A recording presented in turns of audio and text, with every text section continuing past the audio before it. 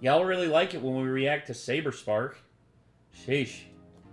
Man, that Joshua and like that Joshua video really just was like I can't believe y'all reacted to Saber Spark. Holy crap, this is amazing. I'm like, you're welcome. I mean, that's the thing is like people have asked us to react to Saber Spark in the past, but we never got around to it, and now here we are, and it's just like I mean, we kind of like Saber Spark. I found his video on the Joshua movie to be actually like kind of funny. But honestly, the thing is like according to a lot of people, that's what actually caused Saber Spark's channel to like blow up. Just literally his video just popped off, and that was that. But now we're moving on to something else. What the hell is Red Shoes and the Seven Dwarfs? I mean, did someone mix up Dorothy from The Wizard of Oz for Snow White and the Seven Dwarfs? Mm. I feel like didn't Snow White have red shoes in like the Disney version? I don't know. Hold on, let's see. Snow White, 1937. No, she has yellow shoes. Yeah. That's strange. That is strange. Also, the fact that this movie's almost 100 years old is just astounding to me. Yeah. 1937. God. Well, all I'm gonna say is, I don't know what to expect with this. If this is a movie I've heard about or seen before, I don't know, but I guess we're gonna see from Saber Spark. But anyway, let's go ahead and check it out. So here we go. This video is brought to you by Raycon.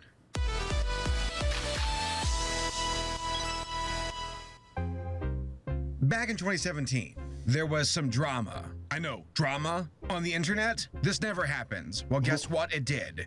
And it happened for a movie called Red Shoes and the Seven Dwarfs. Is it dwarf or dwarves? Whatever. Okay, so the drama, as I said, went down in 2017. And there was a poster for it that was on display at the Cannes Movie Festival. It said, "What if Snow White wasn't beautiful?" And it shows a skinny character next to a girl who is overweight. So it heavily implied that it was saying, if you're fat, you're ugly. And yeah, the internet wasn't very happy about this. It saw the poster as insulting, that it was fat shaming. But that was 3 years ago, and was like the last I heard of it until about a month ago. I got an email, somebody said, "Hey, this movie is out, you should see it." So I did. I wanted to see what the actual movie said. Is it insulting? Does the plot reflect the poster, or was that only a mistake? And also, it looks really good. I watched the trailer and I thought, wow, this looks competent. Also, it's from South Korea, and let's be real here, I don't get to talk about South Korean or foreign animated movies too often, so I figured, hey, why the hell not? And for those asking, yes, I will be reviewing Paddock. I will do a word search on how you say that appropriately whenever I review the movie. But yes, the dark version of Finding Nemo, I will be reviewing that on my channel next month.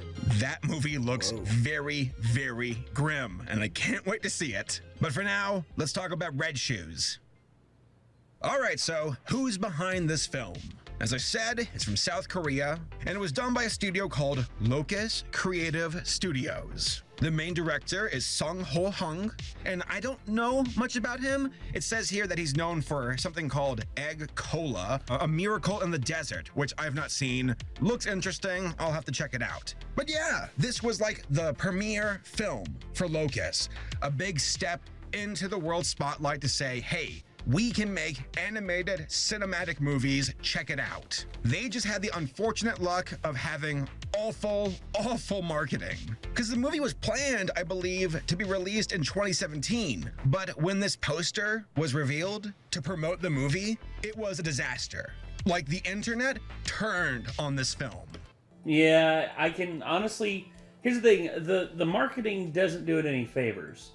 What if Snow White wasn't what you expected?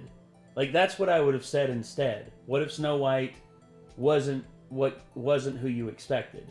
Instead of being like, what if Snow White was no longer beautiful? It's like, that's a little bit too on the nose and just like hammering in the point, whereas being a little more coy with it, I think would have worked better in its favor. Because, again, the way you market something is completely and totally just Go ahead. They could have phrased it, what if Snow White was wide and the dwarves were long or tall? Yeah. The dwarves were long. No, I'm having bad images in my head. Why did you say that? All of a sudden, just insert the no.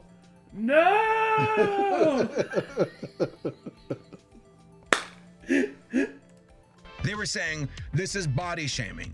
This is fat shaming. You're being cruel to people who are overweight by calling them ugly. It is a pretty insulting poster. I'll say that... Oh, shoot. Hold on. Oh, sorry. That was Kate. She was just messaging me. She had a long day, so she was... I asked her if she needed anything before we started, but... Yeah, she's good. We're good. But I'll say this, one last thing on it. Whenever I see a fat... I see an image of like a fat hillbilly, like plaid shirt, like typical representation of this area, East Tennessee, Southwest Virginia, just stuff like that. Whenever I see that, I don't automatically go, hey, that's like me. I'm offended by that. Whenever I see someone fat and it's just like, do you feel ugly? It's like,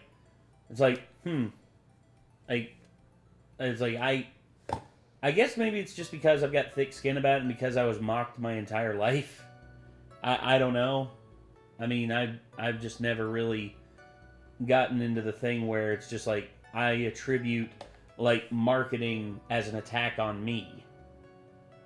Whereas I just see marketing as just marketing. And if it's bad marketing, okay, but I don't just attribute it as, oh, this is an attack against all people who are overweight. It's like, it's a little bit of a reach, just in my opinion. So that's probably not for the best. And the studio Locus and the folks who were the distributors behind it, called Fine Cut, they were both like, yo, we messed up. We apologize. That is not the message of our movie. Even the main voice actress for this film was like, yeah, this was a mistake for the marketing. I swear to you, this movie is so much more than that. It's not trying to be insulting. This was just really, really, really bad marketing. To which, at some point, someone who was in charge had to have signed off to approve the marketing. So there is no doubt here. That's not necessarily true. That is not necessarily true because international distributors, depending on how much creative control they're given over international marketing, they have a lot of times they have control over how a film is marketed and how a film is get. For instance, Miyazaki. Whenever Miyazaki was originally bringing his films over here to the West, he had no control over like international release and international marketing. So instead, the films were literally like chopped up and just absolutely just gutted and destroyed, and they completely changed up the marketing to look like something else entirely. Nausicaa and the Valley of the Wind's the biggest thing of purveyor of that, because they literally retitled it Warriors of the Wind, and it's considered by many to be like one of the worst hack jobs of like international release that's ever been. I mean, holy crap. I saw a cut of it of like as Warriors of the Wind. It's on YouTube for free. They don't care about like that version is seen as like as god awful, and holy crap, is it bad? It is terrible. He messed up, and they paid the price for it. When I was talking about this movie on Twitter, a lot of folks in the comments were like, oh yeah, that movie, the one that was fat shaming. And I'm like, well, that's a bummer, because the movie itself, which I've watched by now, of course, is like the complete opposite with its message. But I'll get to that here in a bit. Here's something that's very interesting though. There were teasers for this film back in 2016. And in the teaser, you have Snow White, who's a lot more, what's the word I'm looking for? Risque? A bit more sensual, if you will. You have the dwarves, who are white in skin tone, and because when you look at the poster, they have green skin. So there were some changes from the teaser concepts and how they move forward with the final cut of the film.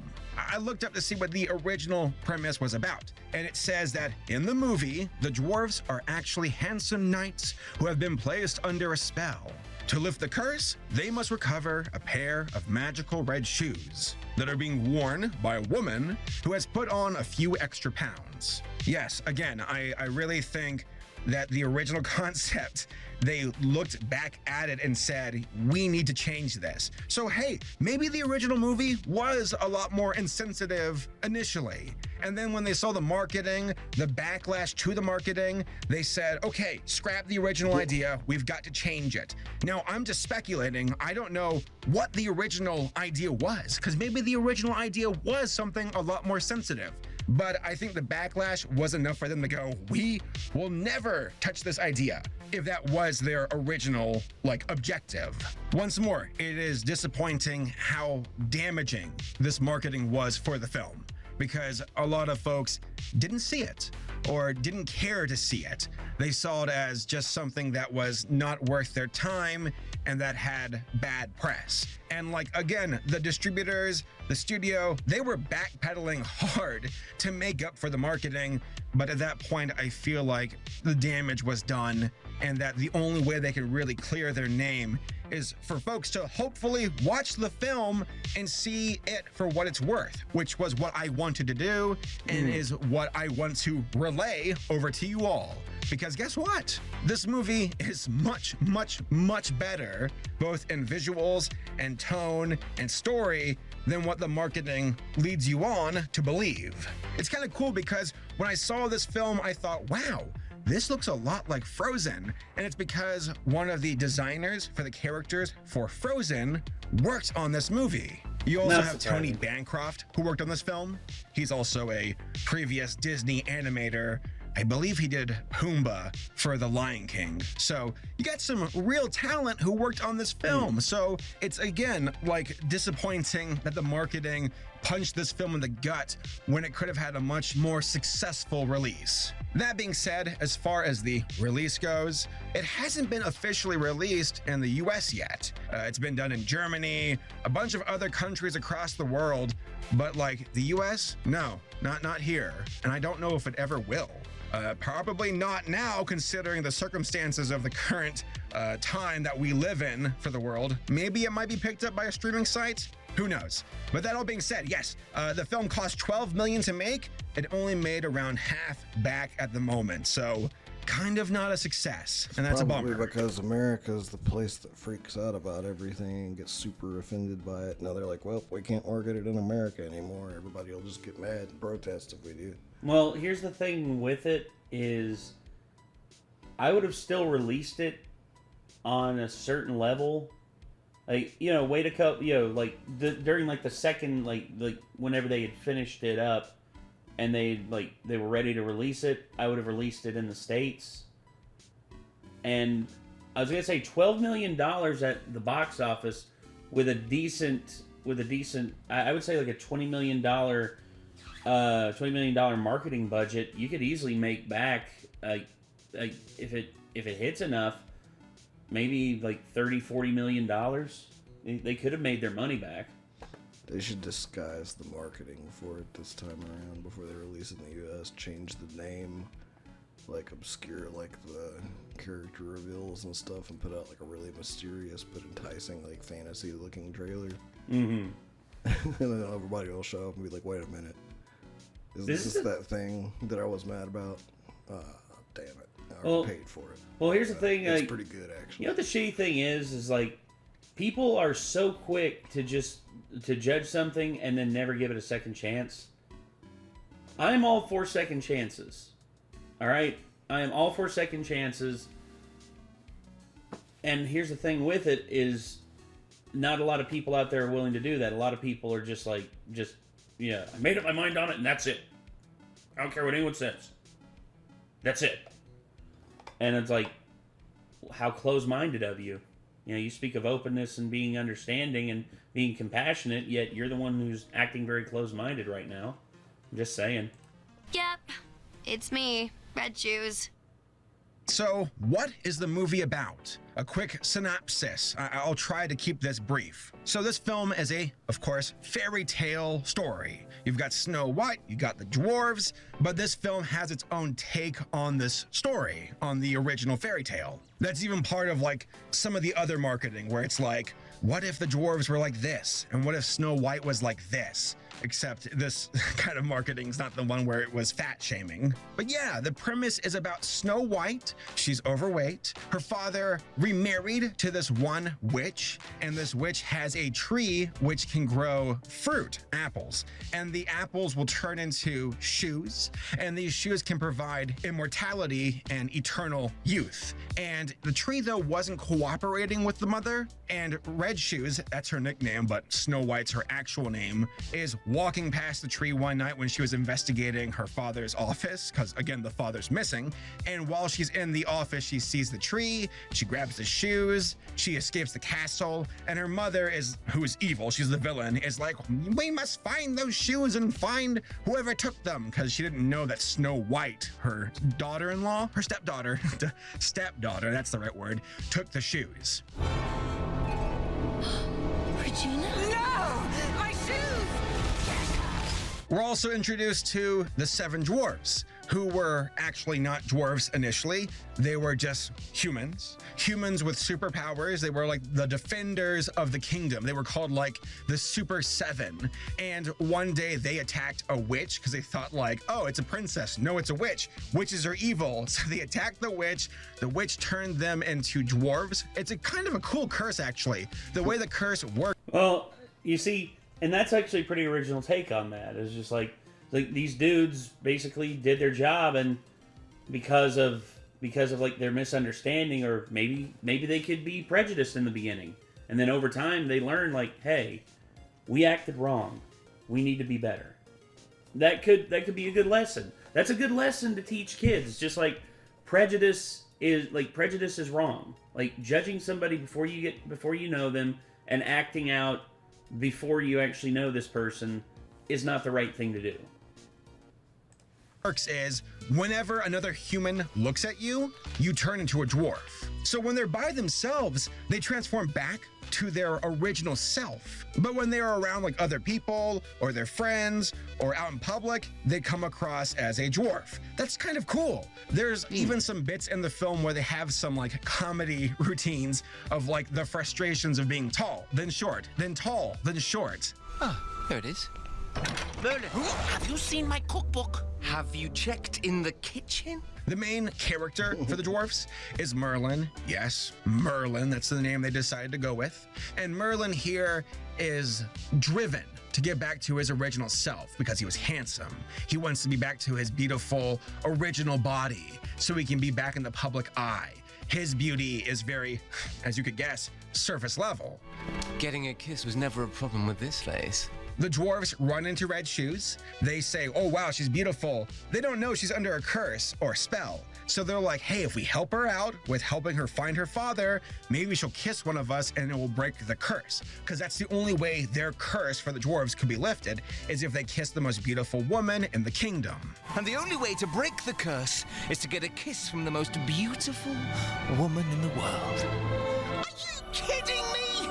With this face? So that's the synopsis, really. Snow White with the shoes on, looking beautiful, trying to find her father. The dwarves who want to help her so they can be turned back to Well, their you said they original changed the footage to where they were all like more white skinned, you know? But Yeah, keep the showing original. all this footage with like the green. Well, no. Originally, they were human skinned. That was the original one. Here, and they made it to where they would be green in the updated one. Okay. selves, and then the mother, Regina, I believe is her name, trying to find Snow White and get her shoes back. Overall, it's some pretty basic stuff. That was Nothing that's probably a good idea to change it to where they had like the green skin and stuff, because otherwise you're basically saying, oh, short people can't like be attractive, you know, and you're doing the same thing they did with like the fat shaming in that case. Well, yeah, once again, that could be misinterpreted as that, and that could be very, very bad. Too complicated, but it's enjoyable. And changed into different forms, but only if someone looks at us. It's very complicated. Glad we're all clear. All right, let's go over my 5 points. First, the story. As I said, this is a fairy tale setting, but it's one where it feels like different enough, where it's having fun with the concept of a fairy tale world. Not as sarcastic as Shrek, but not as serious as like a Disney film, like Cinderella or Snow White. We get some of that initial exposition at the start to cover the 7, the dwarfs, to tell about who they were, how they screwed up, how they are on the hunt to find an answer to break their curse. And also we get to see some exposition about Regina, who, by the way, when I look at her, I see a bit of like Yzma. She has the attitude and the character arc of like Mother Gothel, where Mother Gothel, she did the same thing. She wanted to use the hair of Rapunzel to keep herself young, and that's kind of the same thing going on here with Regina, except it's a tree with shoes. She doesn't care about Snow White, the daughter. She only cares that Snow White has her shoes, which, by the way, as the movie goes on, Regina finds out that it is Snow White who took the shoes, and she's on the hunt for her. So the main plot, like the main plot in this movie, is Snow White trying to find her father. Because the only reason why she left the kingdom to begin with was to track him down, because she thought he wasn't dead, that he's missing and he's out there in the world.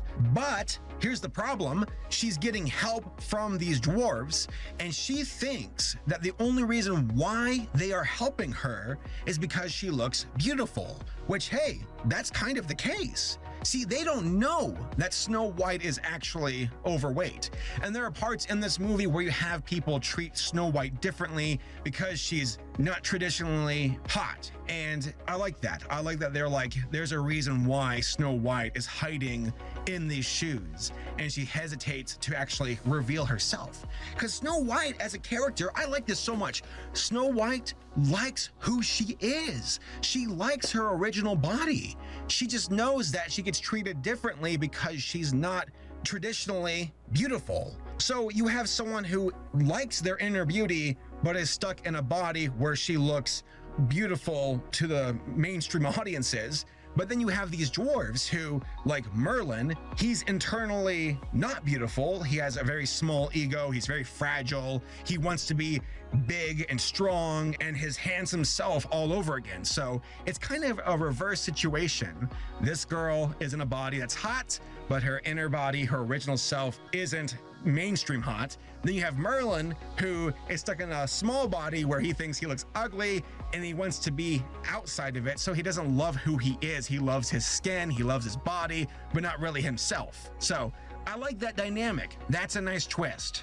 I don't care about your height or what color you are. I mean, that's the way you feel about me. Your height. So I like that dynamic. That's a nice One twist. little statement here. I don't care about your height or...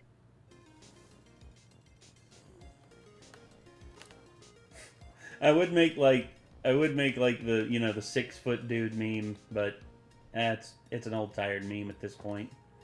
Dude's above 6 foot, but yeah. or what color you are. I mean, that's the way you feel about me, right? Yes, of course. And that's basically the 2 main arcs of this film. You have one character who likes her previous self, but is afraid to show it, and then one who hates his current self and will do anything to return to his original form. When it comes to loving yourself, it's Merlin who has the longest way to go. His journey is about discovering inner beauty for himself, and also learning to love Snow White for her personality and not just her looks. There's a part in the film where Merlin kisses Snow White. He gets to kiss Snow White while she has her shoes on, and the curse doesn't lift. But later on in the movie, spoiler alert, he kisses her, but that's when he kisses her as her original self. The shoes are off. And at that point, he's like, listen, I love you for you. You're the most beautiful woman in the kingdom to me.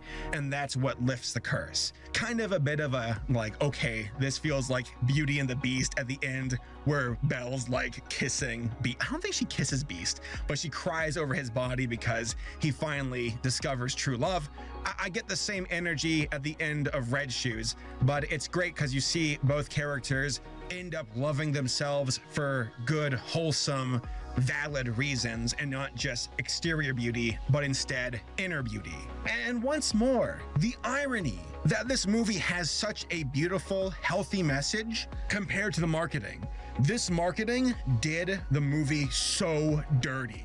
It's just insane how it's like, that is like literally the opposite of what this movie is about. As far as other characters go, because like Merlin and Red Shoes here, they are the main characters, but then we have our side characters. You have the other dwarfs.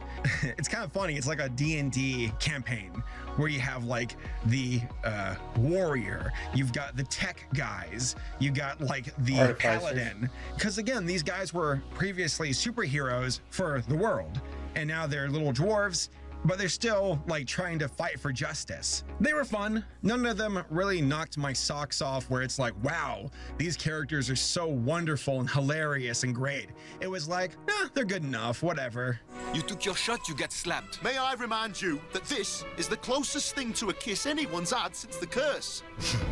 You got Regina, the villain. She's pretty basic too. Just kind of a off-brand version of Mother Gothel from Tangled. I thought Mother Gothel was much better, a lot more intertwined with the film for Tangled, while Regina here is like, okay, things are set into motion and she's trying to get onto the world to get her shoes back. Well, not really herself. She sends like minions to do it. But there was a stretch of the movie where she just disappears. And I'm like, where did she go? Where when I literally said that, she's back on screen for like 2 minutes and then she disappears again. So she's there at the start, a little bit in the middle, and then at the end for the climax. But compare that to Mother Gothel, who it's like she has a big role to play with Rapunzel. Versus here where it's like, no, she's just kind of a generic villain, bad guy who wants her shoes back, and that's about it. She has a sidekick Mirror though, who's voiced by Patrick Warburton. He's great. I thought he had some pretty good jokes, and I love his design. Really cool. You're going after her yourself? So she looks kind of like Yzma, and she has Kronk with her sidekick. Like that's kind of ironic, yeah. Although I would say a mix between Yzma and Cruella de Vil. Cruella as well, but also Michelle Pfeiffer from Stardust as well. Especially the cheekbones. Cheekbone structure reminds me very much of Michelle Pfeiffer. What, were you going to go? I get it. I don't have legs. And then the best character in the movie to me was Prince Average. And it's funny because it's Prince Average. He's voiced by the guy who is the voice of Gearloose, I believe, from DuckTales. Oh, the Jim nerd Rash. dude Okay. from the new DuckTales Yeah, I like Jim reboot. Rash. That's the voice actor for this character, and it fits so well.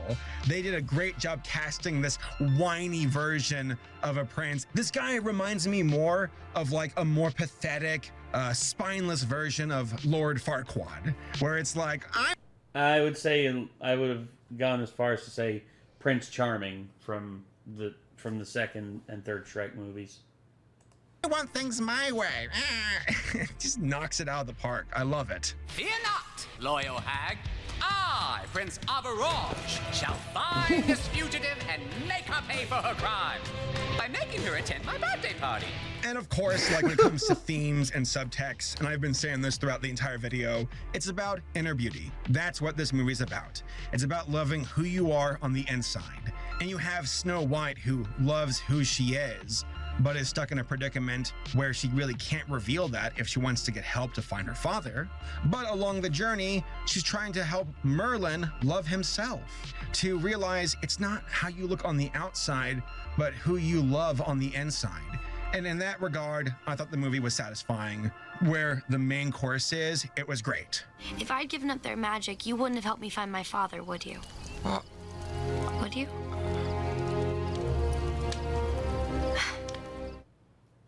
Next, there's the voice acting. So something really cool about this film is that they reanimated the lip sync, where it's like, okay, here's the English dub, but the lips of the characters work with the words being said in English. So that was awesome. Well done. You got some great voice actors. It's so funny because when I was watching the movie, I was like, wow, this Regina character reminds me of Yzma. And as soon as I said that, you've got Patrick Warburton, who's the voice of Kronk, talking in the other room with Regina. So that was great timing. Sitting in a tree, not getting K-I-S-I-N-G. Burn. Then there's the dialogue. There were some moments where I feel like the dialogue was a bit too on the nose, but it's forgivable. I have to remind myself that this is also a film intended for kids to watch and be able to understand. That being said, there are some good exchanges between like Merlin and Snow White, where they can talk about what is inner beauty, how to grow, how to learn to love yourself. I thought the dialogue had a nice flow to it where it felt natural enough, where you have Snow White who's constantly saying like, Merlin, I love you for you. And Merlin trying to wrestle with those emotions with his inner dialogue, with how he reflects on himself and trying to understand who he is as a character and what like beauty really means for himself and for others. I just wonder what I would have done if I had seen the real Snow White. Seriously? It's still all about appearance for you?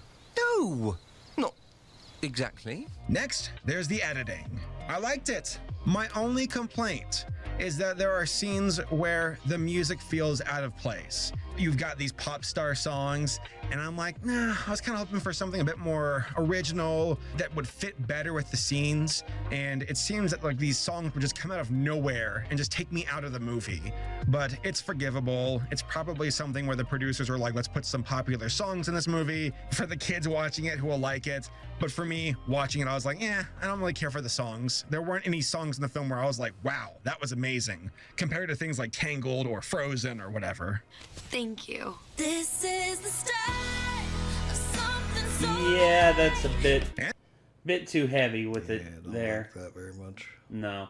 And finally, there is the animation. This is the best part of the film. The designs of the characters, I loved. Now, I wouldn't say that they're like my personal favorites ever. Like, obviously, there's other films that are much more interesting to me with their designs. But as far as the designs for these characters, I enjoyed them. I thought that Snow White in both forms, for her overweight body and for her like other body, both versions of Snow White are beautiful to me. It wasn't like, oh wow, overweight Snow White is so gross. Look at her, like her lips are falling off of her face or something. I don't know. I just watched Elephant Man recently, so it's kind of like, wow, at least Snow White didn't look like a David Lynch character who's like the Elephant Man. Something. I mentioned David Lynch 2 videos in a row. I can't do that anymore. I've hit my David Lynch quota for the year. Don't be happy. Don't be happy. But yeah, the They could designs just of the make a characters are habit great. out of it and mention David Lynch in every single video you do somehow. Yeah. I thought they all had their own cool designs for each dwarf.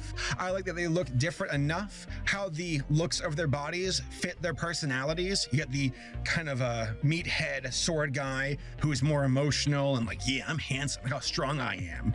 That fits well with his looks and how it reflects to his personality.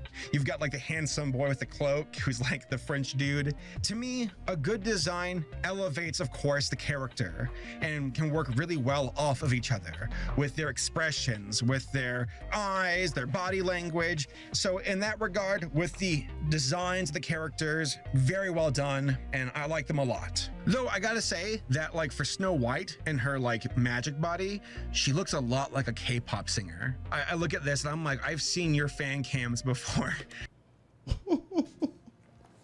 It's made in Korea.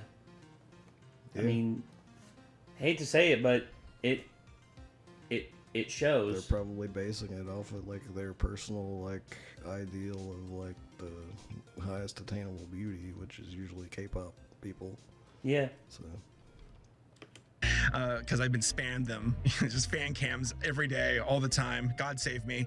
But yeah, it's like you look like a pop singer, both for Snow White and her magic body, and then Merlin for his original body. They're like your South Korean K-pop singers, and I'm not sure if that was intentional or not, but there you go.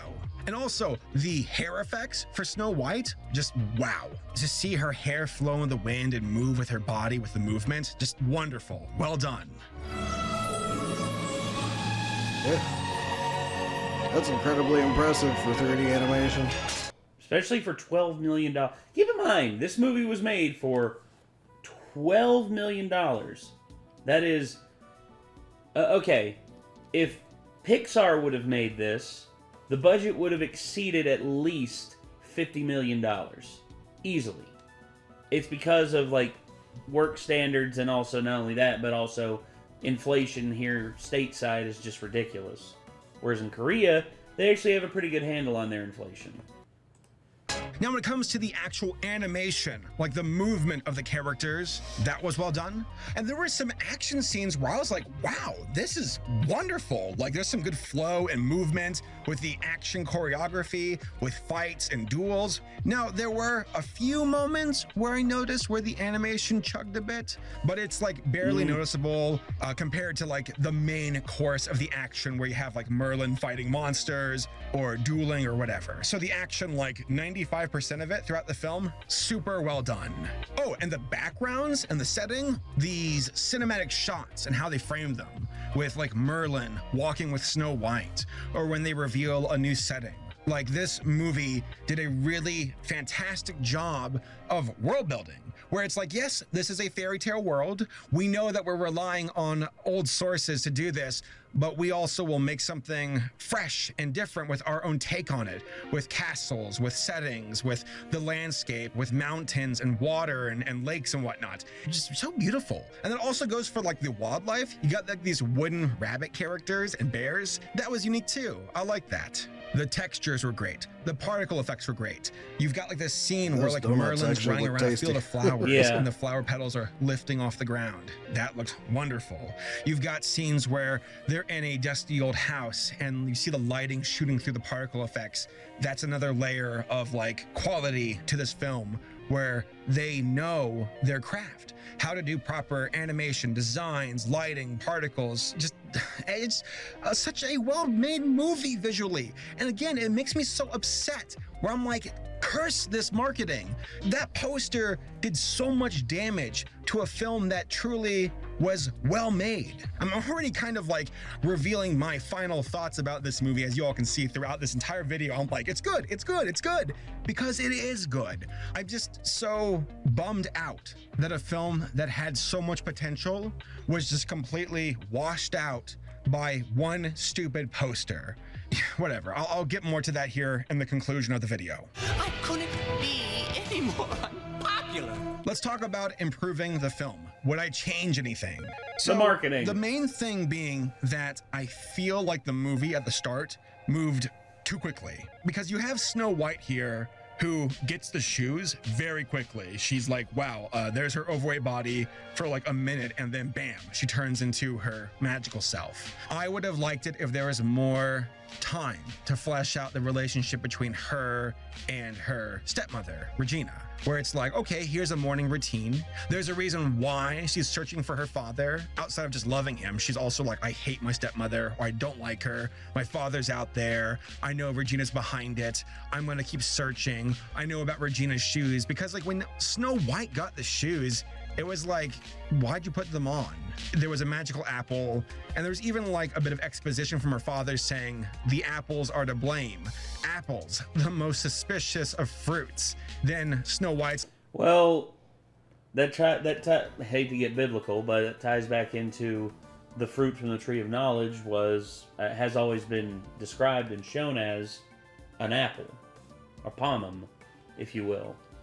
So basically, that's the thing, is like apples are to blame. It's like apples, and also not only that, but remember in Snow White, like the apples, what did Snow White bite into that caused her to like fall into a deep sleep? A poison apple. Mm-hmm. Then I'll be fairest in the land. Yeah. It's like, it doesn't look that bad. And then she puts the shoes on, like off screen. Apples, the most suspicious of fruits. I wish they would have spent more time explaining the relationship between her, Snow White, and Regina.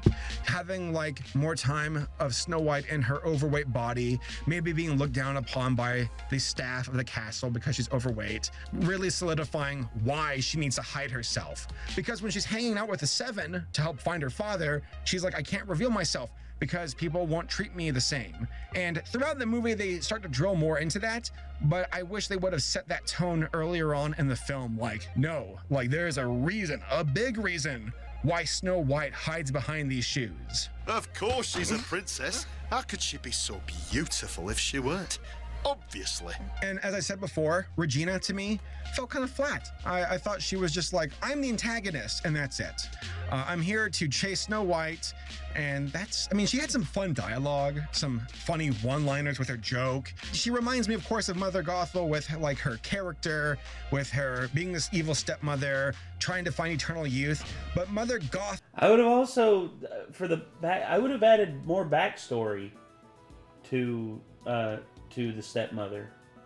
Like, how long has she been a witch for? Has she done this to other kingdoms? Has what has she done to how did all the previous kingdoms end up? Mentioned it yet, but I think it would make sense to link it back to her being like the same witch that cursed the dwarves, you know? Potentially.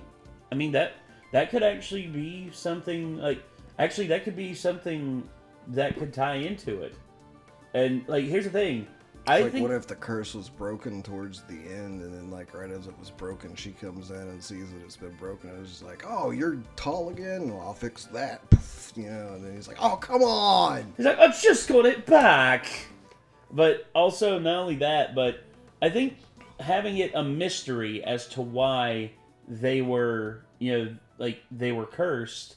I think if they would have sacked the kingdom, one of the kingdoms where she had ruled previously, I think that would be enough reason for her to curse them.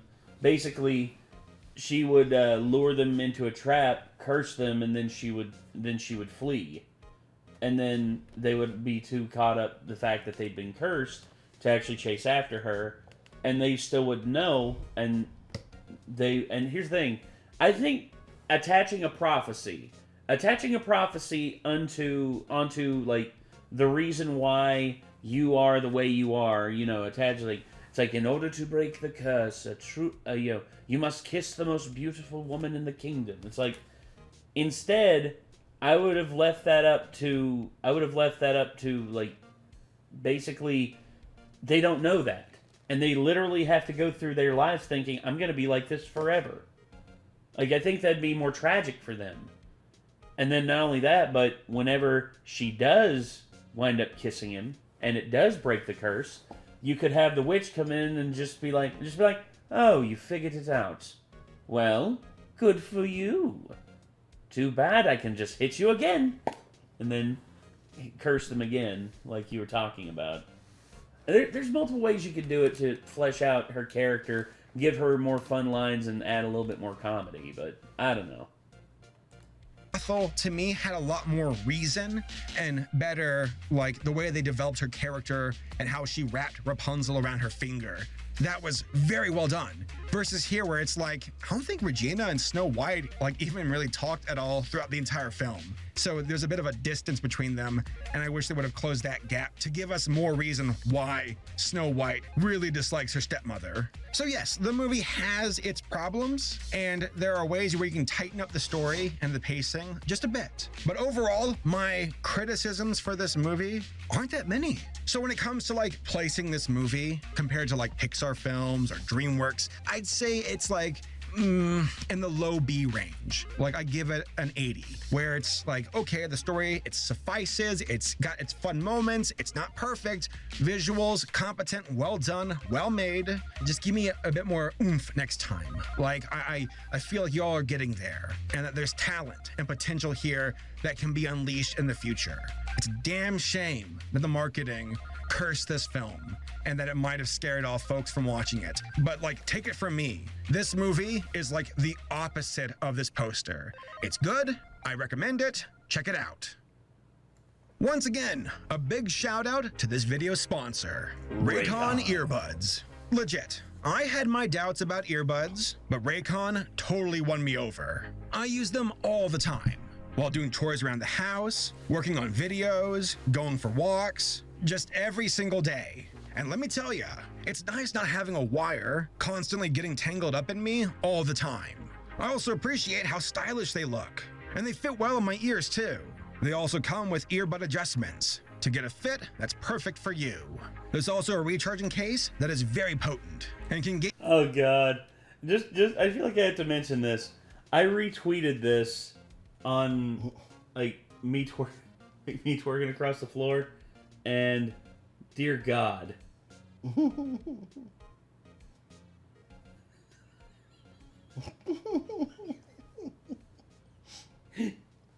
pretty funny. Oh god. And then there's one here, better than She-Hulk. Well, that's obvious. It's like, hell, even Miley Cyrus could twerk better than freaking Get your She-Hulk. Raycon earbuds to full And power Miley can't 4 twerk times to save her over on a life. single charge. And best of all, Raycons aren't stupid expensive like other brands. They are actually fairly priced, but still have a high level of sound quality. I recently got their latest model, the Everyday E25s, and it's their best version yet. It has 6-hour playtime, seamless Bluetooth pairing, a rich bass to the sound, and a more compact design that gives you a nice noise-isolating fit. There are also new colors to pick from, so click the link in the description down below and use buyraycon.com/saberspark to get 15% off your order. Again, folks, I legit use these. They get the job done, and I highly recommend them. Cool. Well, there you go. Well, I need to do a little Googling real quick. Hold on, let's see. A little bit of Googling. So, Red Shoes and the Seven Dwarfs. Did it ever receive a release here in... Doesn't look like it. Still doesn't look like it received a...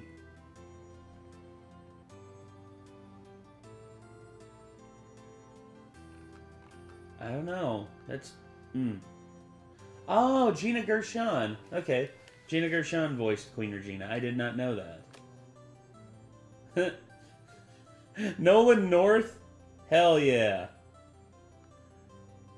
Let's see. I'm looking at all the names of the people.